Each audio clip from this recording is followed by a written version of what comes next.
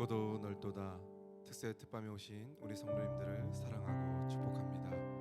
우리 시간 우리와 동행하시는 그 주님을 함께 찬양하겠습니다.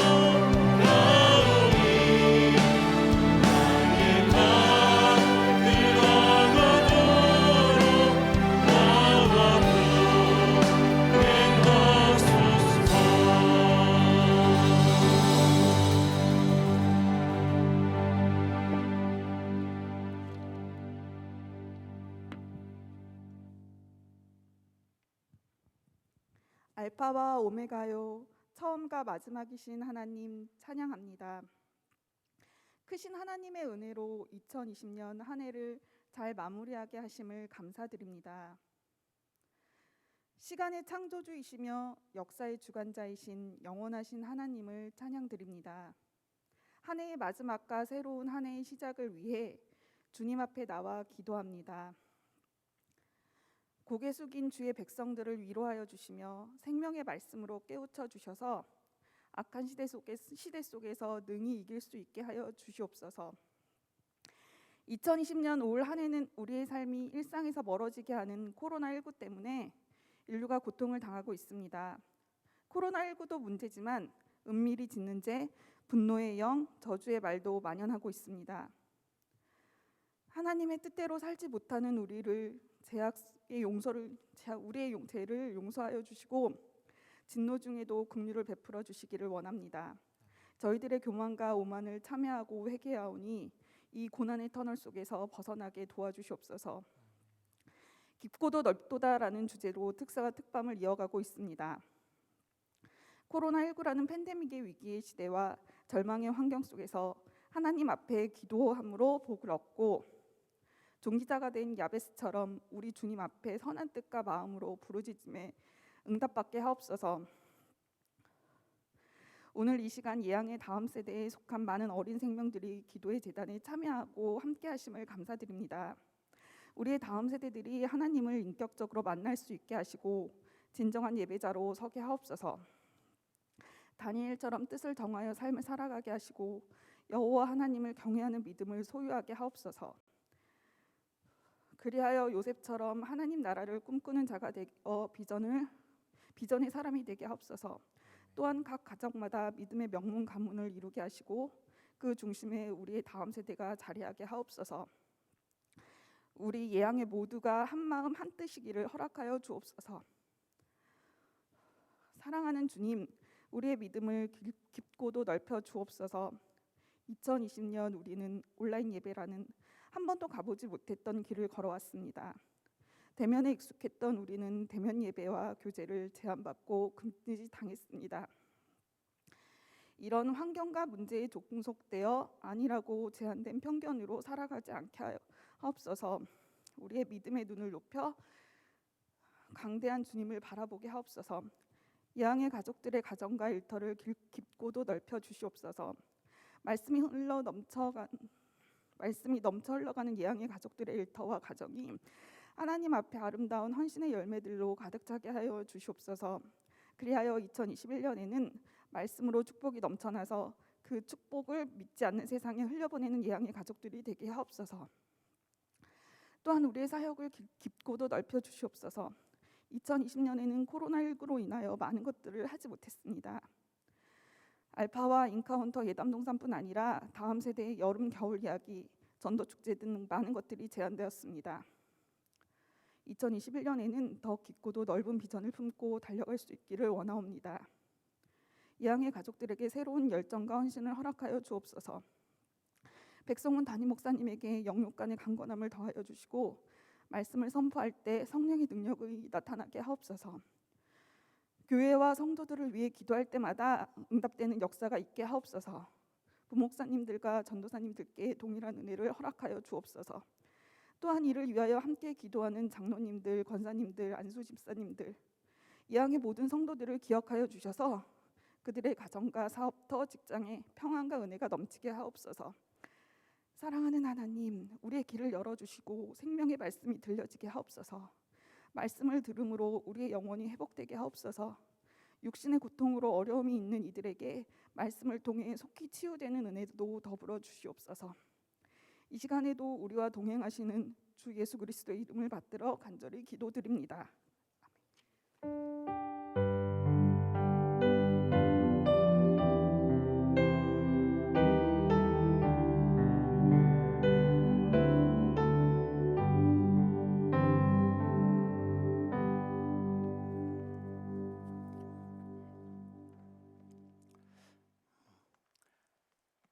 오늘 말씀이 요한계시록 4장입니다.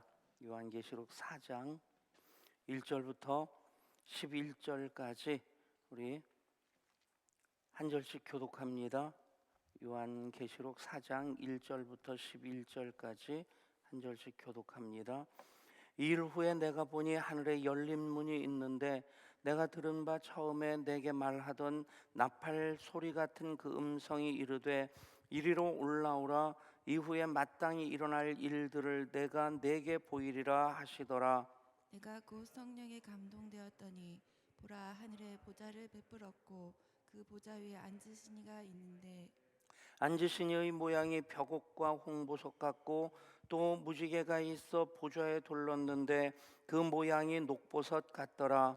또 보좌에 둘러 24 보좌들이 있고 그 보좌들 위에 24 장로들이 흰 옷을 입고 머리에 금관을 쓰고 앉았더라.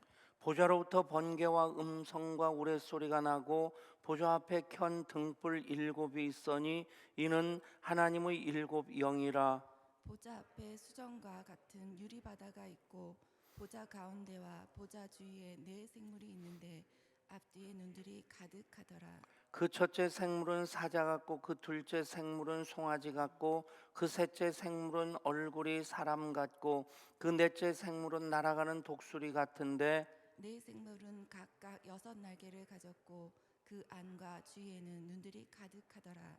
그들이 밤낮 쉬지 않고 이르기를 거룩하다 거룩하다 거룩하다 주 하나님 곧 전능하신 이여, 전에도 계셨고 이제도 계시고 장차 오실 이시라 하고 그 생물들이 보좌에 앉으사 세세토록 살아계신 이에게 영광과 존귀와 감사를 돌릴 때에 24 장로들이 보좌에 앉으신 이 앞에 엎드려 세세토록 살아계시는 이에게 경배하고 자기의 간을 보좌 앞에 드리며 함께 이르되 읽습니다.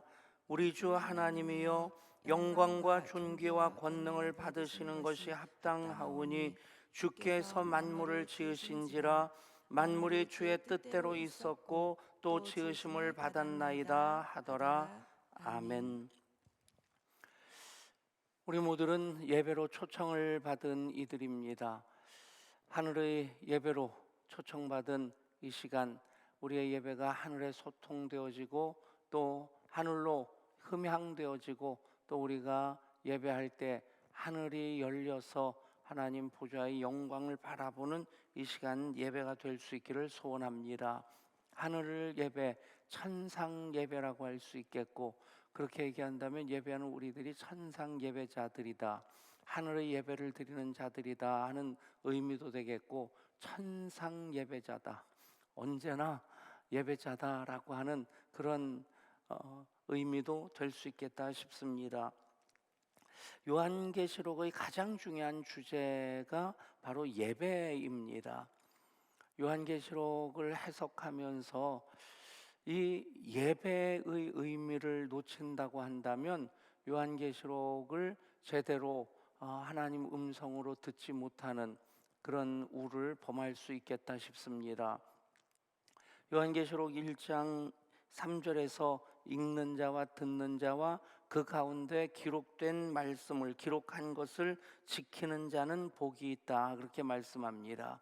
언제나 하나님 말씀을 읽고 듣고 지킴으로 말씀을 통해 주시는 복을, 은혜를 받는 우리 모든 예배자들이 될 수 있기를 소원합니다. 때때로 요한계시록으로 말미암는 그런 논쟁들, 특별히 이단들이 요한계시록을 자의적으로 해석해서 이제 자기들의 교리를 정당화시키는 그런 수단으로 삼습니다. 그런데 그것 역시도 이 말씀을 놓치는 것 때문에 시작된 것이라 생각합니다. 요한계시록을 해석하라, 해석하는 자가 복이 있다, 그렇게 말씀하지 않고 읽는 자와 듣는 자와 지키는 자가 복이 있다. 아멘. 그러니까 말씀 그대로를 우리가 아멘으로 받으면 되는데, 계시라고 하는 의미 자체가 아포칼립스라고 하는 뚜껑을 열어서 보여준다는 그런 뜻입니다. 장독대에 장독들이 여러 개가 있는데 다 뚜껑이 닫혀져 있으면 그 안에 간장이 들어있는지 된장이 들어있는지 고추장이 들어있는지 모릅니다. 뚜껑을 열어서 볼 때 그것이 된장독인지 고추장독인지 간장독인지 알 수 있게 되는 것처럼, 하나님께서 하나님의 계시의 말씀을 하나님이 성령의 감동으로 우리들에게 보여주실 때 우리는 그 말씀을 또 읽을 수 있고 들을 수 있고 지킬 수 있게 됩니다. 그 말씀이 기록된 말씀, 로고스의 말씀에서 나에게 주시는 레마의 말씀이 됩니다. 전체적인 흐름을 놓치고 작구적인 해석을 하느라고 어떤 때는 정말 대표적인 경우가 이제 요한계시록에 나오는 일곱인, 일곱 나팔, 일곱 대접에 대한 해석들, 그리고 666이라든가 14만 4천이라고 하든가 그런 어떤 상징적인 의미를 담고 있는 숫자들에 대한 해석이 자칫 그 본문의 흐름을 놓치고 그것들만 얘기하려고 하면 왜곡되어지는, 그래서 원래 사도 요한을 통해서 하나님께서 우리들에게 또 초대교회 공동체에게 주시고자 하시는 그 말씀의 본질은 다 잃어버리고 굉장히 좀 주변적인 것들만 가지고 거기에 얽매는 경우가 많은데, 요한계시록의 말씀 전체를 시작하면서 읽는 자와 듣는 자와 그 가운데 기록한 것을 지키는 자가 복이 있다. 여러분, 읽고 듣고 지키는 여러분들 될 수 있기를 원합니다. 이미도 지난주에 말씀드린 대로 요한계시록의 말씀은 이제 극한 박해 상황 가운데 거한 초대교회 성도들, 하나님의 백성들로 하여금 이제 끝까지 그 믿음을 지키게 되면 이기는 자로서 이런 복을 받게 된다 하는 그런 약속의 말씀이고, 그 끝까지 이길 수 있는 그 방법이 무엇이냐, 그것이 바로 예배다라고 하는 것입니다. 그래서 요한계시록에서는 예배에 대한 내용이 4장에서 하늘 예배에 대한 말씀이 나오고, 또 계속해서 7장에서 14만 4천 명 그 인침받은 자들에 대한 얘기가 나오고, 그것이 이제 마지막 19장에서 어린 양 혼인잔치로 이어지는, 예배로부터 시작해서 그 예배로 이어지고 예배로 마무리되어지는, 어쩌면 그 환난이라든가 박해라든가 그런 과정 통해서 이루어지는 심판이라고 하는 하나의 주제, 그것이 굉장히 중요한데 그것 못지않게 어쩌면 더 중요한 주제가 바로 예배다라고 하는 겁니다. 그래서 성경 전체, 그러니까 요한계시록 전체에서 두 개의 가장 중요한 주제를 얘기한다면 이 예배와 심판입니다. 심판이 환난과 또 박해를 통해서 연단의 과정으로서 예배자들에게 임하지만, 결국에 모든 그 악한 세력들, 뭐 점치는 자들, 둘째 사망에 참여하게 될 그 사람들에 대해서 이제 심판으로 임하게 되고, 예배자들은 둘째 사망을 면제받고 그들은 영원히 어린 양 혼인잔치에 참여하는 그 예배의 은혜와 복 가운데 참여하게 된다는 것입니다. 이 흐름을 계속해서 이어가는 우리 모든 예배자들 될 수 있기를 원합니다.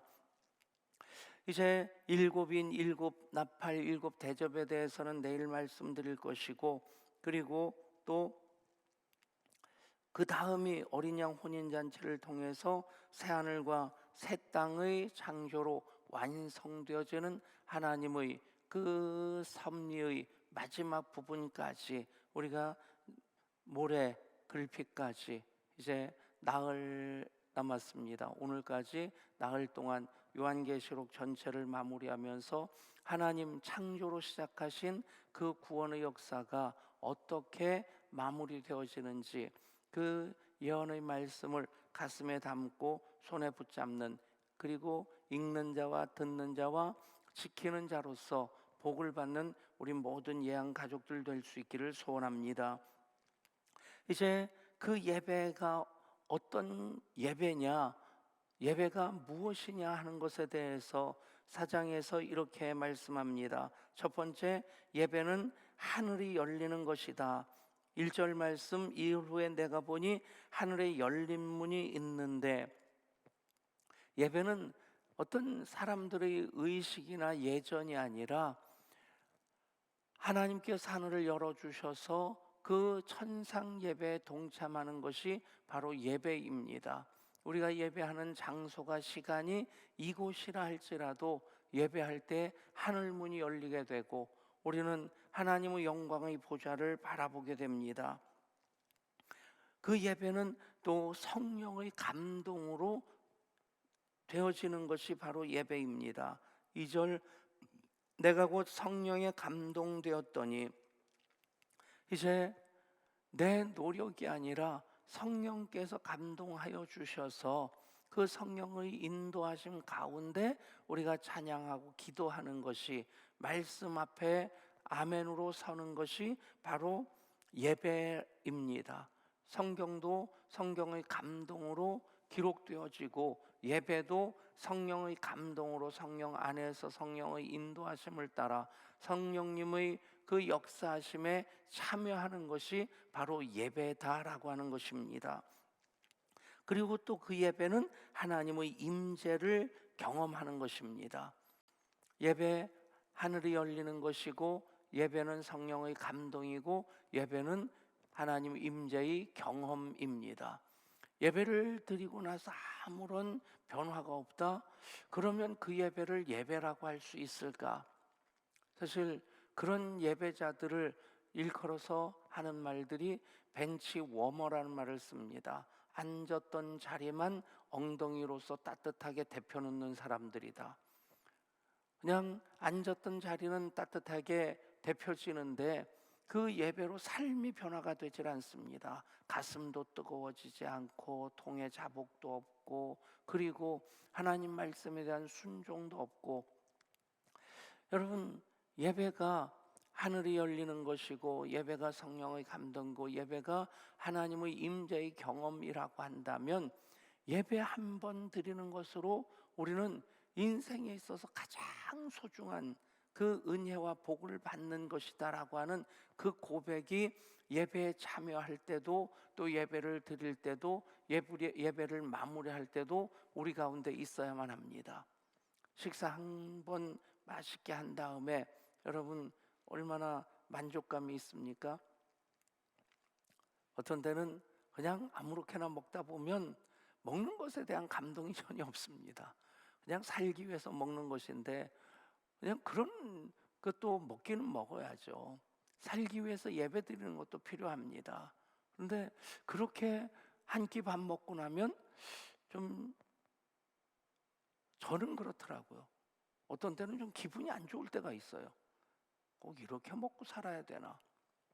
여러분 한번 예배자로서 예배 드릴 때마다 그런 질문을 본인에게 던져보십시오. 꼭 이렇게 예배 드려야 되나? 예배에 대한 아무런 감동도 없이 그래서 습관적으로 살기 위해서 그냥 예배는 드리는데 정말이지 한 끼 밥 잘 먹고 나면 뿌듯한 만족감 있지 않습니까? 아, 잘 먹었다. 사는 맛이 나고 행복하고 그리고 스스로가 뭐 좀 나름대로 이제 대접받았다는 그런 느낌. 여러분, 하나님의 영광의 임재 어떤 것입니까? 2절부터 나머지 모든 말씀들이 바로 하나님 영광의 임재의 모습이고 그것을 우리가 바라볼 때 그 가운데 거하게 될 때 그것이 하나님 임재의 경험이 되는 것입니다. 보라 하늘에 보좌를 베풀었고 그 보좌 위에 앉으신 이가 있는데 하나님을 바라봅니다. 여러분 어떤 변화가 있겠어요? 하나님을 바라보면서 가슴이 설레지 않고 글쎄요 우리 안 집사님이 기도하기 전에 앉아있는 모습 보니까 흥분돼 있더라고요. 발뚝을 걷어붙이고 그리고 기도문 써온 거 계속해서 밑줄 긋고 1절인데 벌써 나가가지고 이렇게 서 있고 그래서 제가 그랬습니다. 마음을 좀 진정시키라고. 그리고 기도할 때 얼마나 떨리는 목소리로 평소에 안 집사님하고 전혀 이게 매치가 안 되는 글쎄 우리 교인 중에서 저한테 굉장히 당당한 분들 몇 사람이 있다면 아마 그 중에 한 분이 안 집사님 같아요. 이제 뭐 예청 얘기를 들고 나올 때 보면 뭐 굉장히 역사적인 사명감을 가지고 이것을 반드시 관철시키고 말 거야 하는 비장한 결심으로, 그래서 안 집사님 만나면 어떤 때는 제가 겁날 때가 있습니다. 근데 정말 기도하는 것 가슴 떨리는 일 아니겠어요? 그리고 기도한 다음에 가서 막 부채를 합니다. 여러분, 보좌에 앉으신 하나님을 바라볼 때에 그 천상 예배에 참여하는 것이 우리 예배인데 가슴 떨림이 없다면, 여러분, 예배 때마다 가슴이 설레고 떨리고 사모하는 마음 때문에 기대가 되어지는 모든 예배자가 될 수 있기를 원합니다. 그 보좌에 앉으신 이의 모양이 벽옥과 홍보석 같고 또 무지개가 있어 보좌에 둘렸는데 그 모양이 녹보석 같더라. 보석 얘기가 나면 이게 무슨 보석일까? 얼마짜리일까? 얼마나 클까? 뭐 그런 상상도 나쁜 건 아니라 싶은데 벽옥에 대해서는 정확한 것은 없더라고요. 푸른빛이 나는 옥으로 보면 되겠고, 그리고 이제 홍보석은 루비고 녹보석은 무엇이겠습니까? 에메랄드고, 뭐 그 자체가 다이아몬드에 견질 만큼 굉장히 비싼 보석이라고 하는 것. 근데 이런 것들이 나름대로 그 12보석으로서 설명되어지는 하나님 나라의 영광, 그것들 하나하나가, 여기서도 벽옥은 하나님의 거룩하심, 정결하심을 상징하고, 홍보석은 공의와 심판을 상징하고, 또 녹보석은 은혜와 자비를 상징합니다. 사실 이것을 몰라도 상관이 없습니다. 그냥 하나님 보좌의 영광 보면, 변화산에 올라갔을 때 베드로와 야고보와 요한이 예수님의 변모 되시는 모습을 보면서 거의 제정신이 아니었습니다. 주여, 우리가 여기 있는 것이 좋사오니 여기에 초막셋을 짓겠습니다. 여러분, 그 감동이 하나님 영광 앞에 거할 때, 하나님 영광을 바라볼 때 우리 가운데 있어야 된다는 거죠. 여러분, 그럴 때 우리는 천상 예배에 참여하는 천상 예배자, 그냥 예배자 아니고는 예배자라는 설명 외에는 다른 말로 우리를 설명할 수 없는 우리의 아이덴티티가 뭐냐? 바로 그게 예배라고 하는 것이죠. 예배자라고 하는 것, 예배의 경험을 통해서 우리가 붙잡을 수 있는 것입니다. 그 보좌에 둘러 24보좌들이 있고, 그 보좌들 위에 24장로들이 흰 옷을 입고 머리에 금관을 쓰고 앉았더라. 24라는 말은 성경에 나오는 것으로서는 아론의 반차를 솔로몬 왕 때 24반차로 나눠서 성전의 일을 돌아가면서 하게 합니다.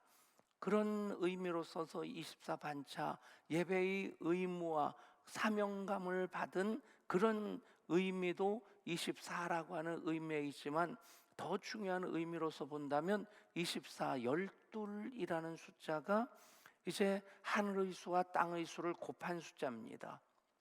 그래서 3은 하늘의 숫자죠. 성부, 성자, 성령.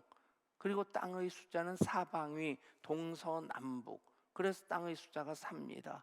그래서 하늘의 숫자와 땅의 숫자를 더하면 7이 되고, 그래서 7이 완전수가 되는 것이고, 666 내일 얘기하겠지만 거기서 하나씩 빠지게 되면 그게 죄가 되고 그게 사탄이 되는 겁니다. 그런 의미로서 본다면 3 곱하기 4가 12입니다. 또 하나의 완전수가 되죠. 예수님이 12제자를 그렇게 부르셨고, 또 구약에서도 야곱의 아들로부터 12지파가 생겨집니다. 나중에 요셉의 두 아들이 므낫세와 에브라임으로 나뉘어져서 13지파가 되는데, 거기서 레위 지파를 빼서 12이라는 숫자를 의도적으로 유지를 합니다. 여러분, 가룟 유다가 죽었을 때 그 한 사람의 사도를 보충하기 위해서 투표를 하는데 후보가 두 사람이었습니다. 이런 문제를 교회가 해결하려면 굉장히 골치 아픕니다. 제 마음은 언제나 둘 다 했으면 좋겠다. 성탄 예배, 온 가족 예배 사진 컨테스트도 나온 사람들, 낸 사람들 다 1등 주면 좋겠다. 그런데 제비 뽑아서 한 사람만, 마띠아가 그 제자의 수에 들어가고 12를 완성하는 것 외에, 그 외에 마띠아가 한 일이 성경에 기록이 되어 있질 않아요. 그것만으로도 공동체를 완성하는 것, 12이라고 하는 그 제자 공동체를 완성하는 것만으로도 마띠아의 사명은 충분하다는 얘기입니다. 그만큼 12이라는 숫자가, 그렇게 보면 구약의 12지파, 신약의 12지파, 그런 의미로서 24장로도 되고, 더 중요한 것 요한계시록 전체의 의미로 보면 이미 구원받고 하늘에서 다스리고 있는 12 그 장로와 이 땅에서 교회의 지도력으로 교회를 섬기고 있는 그들을 대표하는 12장로, 합해서 24장로를 얘기하는 겁니다. 여러분, 그러면 우리가 정말 사도직을 계승하는 자로서, 예배자로서 하나님 나라를 이제 앞서 섬기는 자로서 우리 한 사람 한 사람의 자리가 어디일까? 그 24장로의 자리가 될 수 있다는 얘기입니다. 아멘. 그냥 바라봄의 대상이 아니라 하나님의 영광의 임재를 우리가 경험할 때 세 가지 의미가 있지 않습니까? 영광을 바라보게 되면 우리가 그 영광 가운데 거하게 되고, 그러면 우리에게 마음속 가득히 채워지는 마음이 무엇입니까? 내가 하나님의 영광이 되기를 원하는 마음입니다. 여러분, 영광을 바라보고 영광 가운데 있게 되면 우리가 영광이 됩니다. 아멘. 하나님 말씀은 그런 의미로서 단지 바라봄의 대상으로서 천상 예배를 바라보고 하늘 예배자로서 초청받은 것만이 아니라, 초청받았다는 것은, 천상 예배를 바라보는 것은 이미 우리가 그 자리에서 함께 예배하는 은혜와 복을 받고 있다는 것입니다. 그게 바로 예배를 통한 임재의 경험입니다. 그래서 5절부터 쭉 이어지는 것, 보좌로부터 번개와 음성과 우레소리가 나고 보좌 앞에 켠 등불 7이 있으니 이는 하나님의 7 영이라.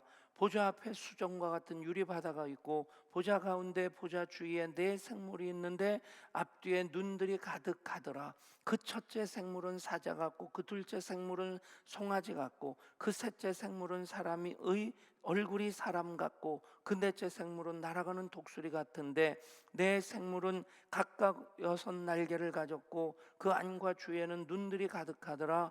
그들이 밤낮 쉬지 않고 이르기를 거룩하다 거룩하다 거룩하다 주 하나님 곧 전능하신 이여, 전에도 계셨고 이제도 계시고 장차 오실 이시라 하고. 여러분, 그 예배하는 천사들의 모습,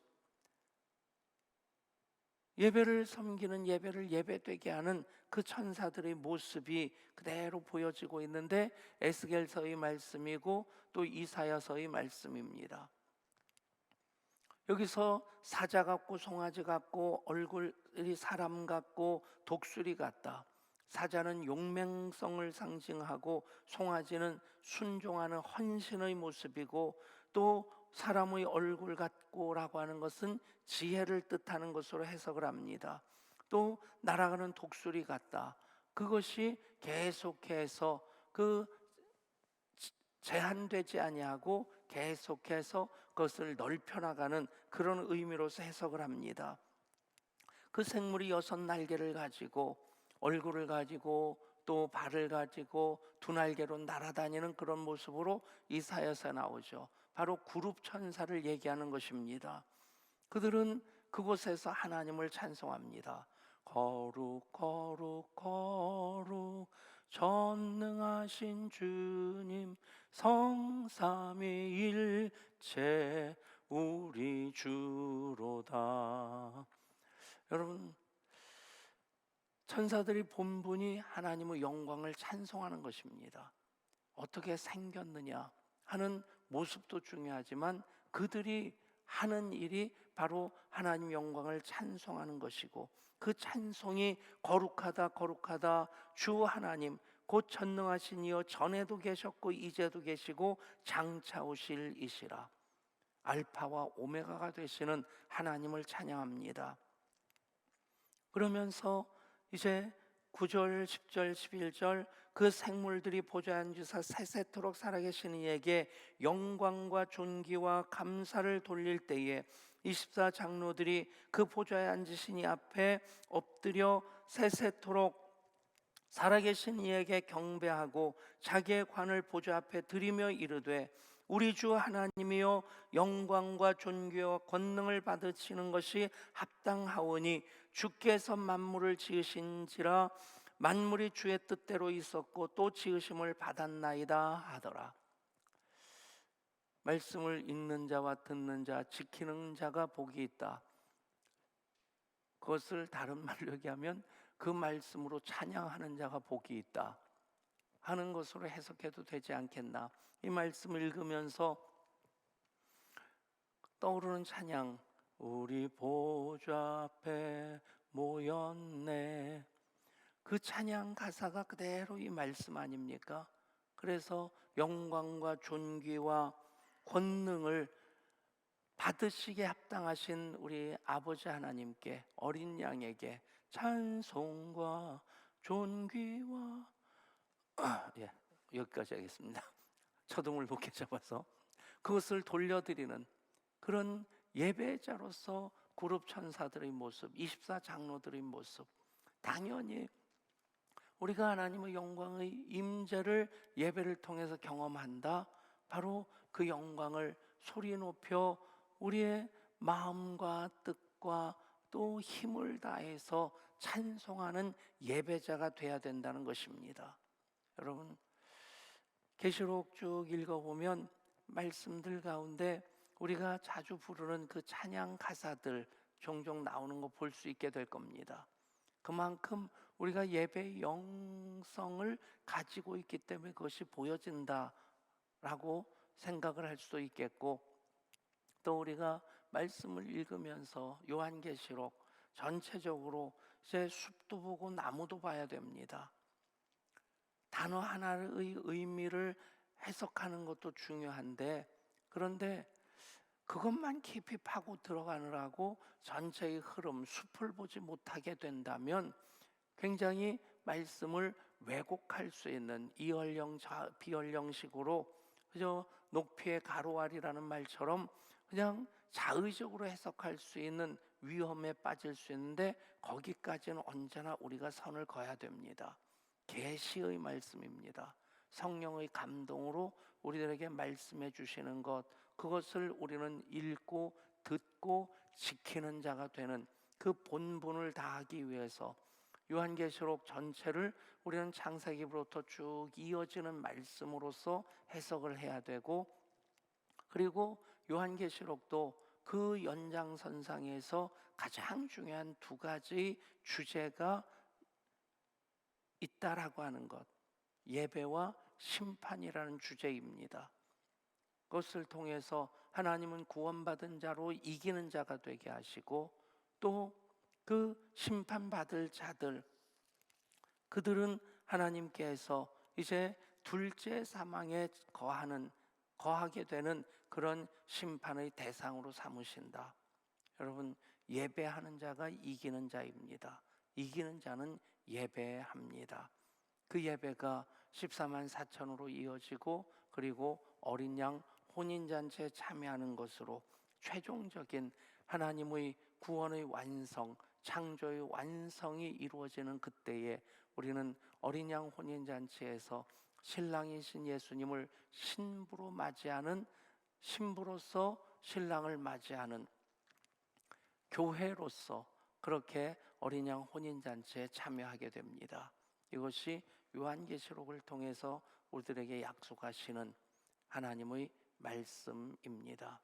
예배의 삶을 통해서 우리는 이기는 자로 계속해서 하나님 나라 그 영광 가운데 참여하게 되고, 어떤 시련과 환란이 있다 할지라도 그것들에 대해서는 내일 일곱인, 일곱 나팔, 일곱 대접에 대해서 말씀을 드립니다. 그 어떤 시련과 환란이 있다 할지라도 우리는 이기는 자다. 이기는 자는 예배자다. 아멘.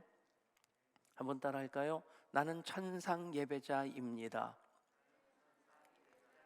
아멘.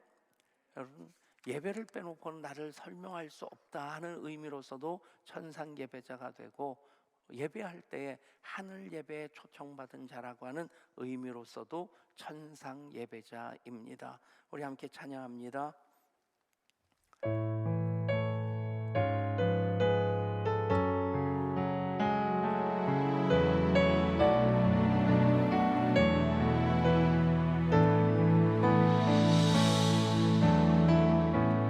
감사하신 하나님, 에베네셀 하나님, 살아계신 하나님, 에베네셀 하나님, 여기까지 인도하셨네. 감사하신 하나님, 여기까지 인도하셨네. 살아계신 하나님, 감사하신 하나님, 에베네셀 하나님,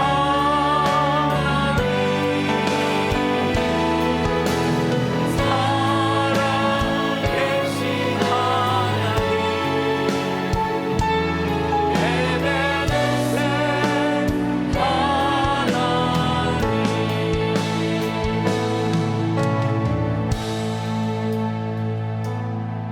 2020년 이제 오늘까지 나흘 남았습니다. 오늘 우리가 예배하고 있다고 하는 것, 200명 가깝게 또 가정에서 예배하고 있습니다.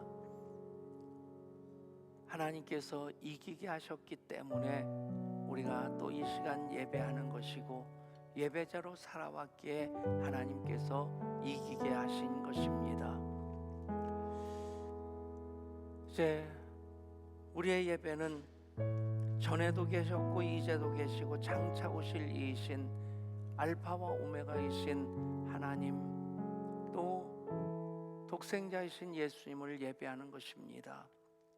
천상 예배자로서, 하늘의 예배자로서, 그리고 예배 빼놓고는 나를 설명할 수 없는, 우리를 설명할 수 없는 그런 나의 본질이, 나의 삶이 예배다 라고 하는 그런 고백으로서 천상 예배자라고 하는 고백, 우리들에게 정말 소중한 고백이라 믿습니다.